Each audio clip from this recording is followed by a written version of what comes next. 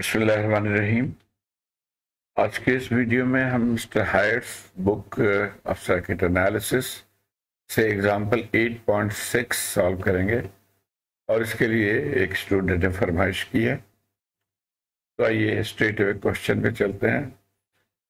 For the circuit in figure, तो ये circuit given है, find the voltage level VC for t greater than 0। तो ये VC voltage हमने पता करना है। इफ VC0 माइनस यानी initial condition is equal to 2 volt. तो अब ये सर्किट है, बेसिकली RC सर्किट है कंटेनिंग अ डिपेंडेंट सोर्स। ये डिपेंडेंट सोर्स इसके अंदर है, not controlled by the capacitor voltage. तो ये डिपेंडेंट सोर्स कैपेसिटर वोल्टेज से कंट्रोल नहीं है बल्कि इस करंट से कंट्रोल्ड है। तो इसको आपने ध्यान में रखना है। तो VC मालूम करना, आप कई तरीके से इसको आप कर सकते हैं। मेरे ख्याल में मैश एनालिसिस से भी कर सकते हैं, लेकिन यहाँ पे दो टेक्निक जो बुक में दी है और मैं वही सिर्फ डिस्कस करूँगा। तो पहला टेक्निक ये है कि हम इसको ये कहते हैं कि अगर हम यहाँ पे थेवेनिन इक्विवेलेंट मालूम कर लें और उसके बाद इसको जोड़ के तो फिर हम VC मालूम कर सकते हैं। यानी हम इसको फर्ज कर लेते हैं कि ये लोड है कैपेसिटर, इसको अलग कर देते हैं। अब जो सर्किट बचा यहाँ पे हम इसके थेवेनिन इक्विवेलेंट हम वोल्टेज और इक्विवेलेंट रेजिस्टेंस मालूम कर लेंगे। अच्छा, तो अब रेजिस्टेंस मालूम करने के जहाँ पे आपने याद होगा जहाँ पे डिपेंडेंट सोर्स हो तो उसका एक टेक्निक ये होता है कि हम यहाँ पे आउटपुट पे या तो टेस्ट वोल्टेज सोर्स लगा देते हैं या टेस्ट करंट सोर्स लगाते हैं। यहाँ पे हम टेस्ट करंट सोर्स लगा रहे हैं 1 एम्पेयर का। तो ये टेस्ट करंट सोर्स हमने लगा दिया। अब इससे रेजिस्टेंस कैसे मालूम करते हैं, अगर आपको याद हो तो हम ये कहते हैं कि जो R इक्विवेलेंट है यहाँ पे जो वो यहाँ जो वोल्टेज है VX divided by this current I जो कि यहाँ पे 1 है।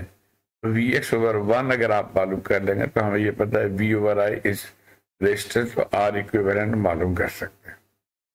तो एम हमारा ये है कि हम यहाँ पे करंट तो गिवन है, हम सिर्फ ये VX वोल्टेज मालूम कर लें तो हमारा मसला हल हो जाएगा। अब ये चूंकि पैरेलल सर्किट है, जो वोल्टेज यहाँ पे है वही वोल्टेज यहाँ पे है, वही वोल्टेज यहाँ पे है, तो VX यहाँ पर भी है। और एक चीज और नोट करें कि ये दोनों करंट एक ही डायरेक्शन में है, तो sum of the two current will be flowing through the resistance. यानी हम ये कहेंगे कि जो VX है वोल्टेज, यहाँ पे जो वोल्टेज है VX, वो ये दोनों करंट यानी 1 + 1.51 और मल्टीप्लाई बाय दिस रेजिस्टेंस, तो ये VX आ जाएगा। और यहाँ से हम इसको इस तरह से लिख सकते हैं, इनको ऐड कर लिया 30। तो ये हमारा इक्वेशन 1 हो गया। एक और इक्वेशन यहाँ पे हम लिखेंगे और वो है कि I1 क्या है कि VX divided by this resistance यानी VX ओवर 30। तो ये हमारा सेकेंड इक्वेशन हो गया। अब I1 की वैल्यू यहाँ से हम पुट करके तो फॉर VX सॉल्व करेंगे। तो ये तो हमारे पहले वाला इक्वेशन हो गया, इसको हमने खोल लिया, सिंप्लीफाई कर लिया। अब I1 की वैल्यू हम पुट करेंगे V ओवर X इस पे। तो यहाँ से फिर इसको हम मैनिपुलेट करके सॉल्व कर लेंगे। फर्दर इसको ये आ गया और यहाँ से हमारा VX निकल आया -60 वोल्ट। तो VX या V थेवेनिन हमारा आ गया। अब R थेवेनिन या R इक्विवेलेंट मालूम करना है। तो जैसे हमने ये फार्मूला यहाँ पे देखा VX ओवर 1, अब VX हमने मालूम कर लिया -60 ओवर 1, तो रेजिस्टेंस हो गया -60 ओम। इससे परेशान ना हो कि ये रेजिस्टेंस -60 है, ये फिर किसी वक्त आप डिस्कस करेंगे। बहरहाल अभी फिलहाल रेजिस्टेंस -60 ओम आपने रखना है। तो अब हमारा इक्विवेलेंट सर्किट है, थेवेनिन इक्विवेलेंट सर्किट ये बन गया -60 वोल्ट और -60 ओम रेजिस्टेंस।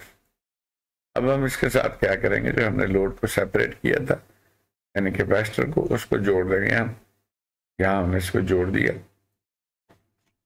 और अगर आप आरसी सर्किट आपको याद हो तो आरसी सर्किट में हमें टॉ की रिक्वायरमेंट होती है। टॉ जो है टाइम कांस्टेंट, वो आर इक्विवेलेंट और सी है। तो आर इक्विवेलेंट हमें यहाँ पता है, सी भी पता है, तो यहाँ से हमारा टॉ आ गया दोनों वैल्यूज को पुट करके -60 इंटू 10⁻⁻⁶ सेकेंड। अब जब टॉ आ गया तो हमें ये भी पता है कि वोल्टेज जो है क्रॉस कैपेसिटर या V instantaneous voltage is V0 e⁻t/τ-t/RC।